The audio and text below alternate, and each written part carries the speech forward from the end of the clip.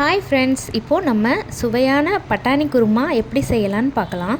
இது வந்து சப்பாத்தி, பூரி இதுக்கெல்லாம் தொட்டு சாப்பிட சூப்பராக இருக்கும். தேவையான பொருட்களை பார்த்துக்கலாம்.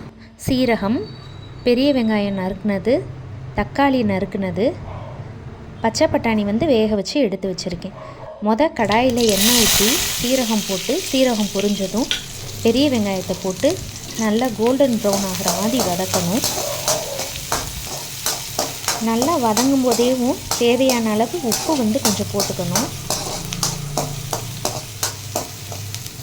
நல்லா ஒரு 5 மினிட்ஸ் வந்து நல்லா வதக்குங்க. எண்ணெய் கொஞ்சம் அதிகமாகவே விடுங்க, அப்போ தான் டேஸ்ட்டாக இருக்கும். உப்பு போட்டாச்சு. அதுக்கப்புறம் பார்த்திங்கன்னா இஞ்சி பூண்டு விழுது. இது வந்து இந்த கடையில் கிடைக்கிறதும் நீங்கள் போட்டுக்கலாம், இல்லை வீட்டிலே கூட ரெடி பண்ணி அதுவும் சேர்க்கணுனாலும் சேர்த்துக்கலாம். இஞ்சி பூண்டு போட்டு வதக்கும்போது வந்து கொஞ்சம் வந்து ஃப்ளேமை வந்து கம்மியாகவே வச்சுக்கணும். ஏன்னா இஞ்சி பூண்டு பேஸ்ட் போட்டோன்னே டக்குன்னு வந்து அடி பிடிக்க வாய்ப்பு இருக்குது.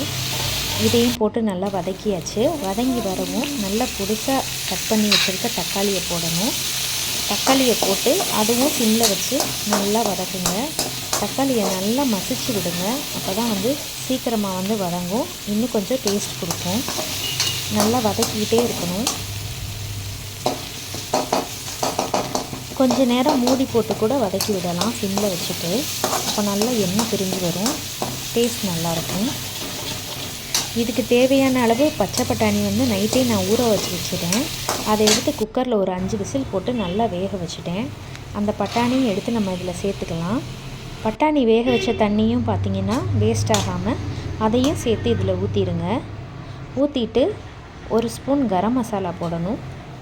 அதுக்கப்புறம் 1 ஸ்பூன் மிளகாத்தூள், 1 ஸ்பூன் மல்லித்தூள், அதுக்கப்புறம் 1 ஸ்பூன் சீரகத்தூள், கொஞ்சமாக மஞ்சள் தூள், இது எல்லாம் சேர்த்து நல்லா கலந்து விடுங்க.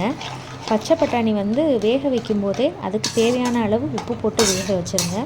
அப்போ தான் வந்து உப்பு பிடிக்கும் அந்த பட்டாணியில்.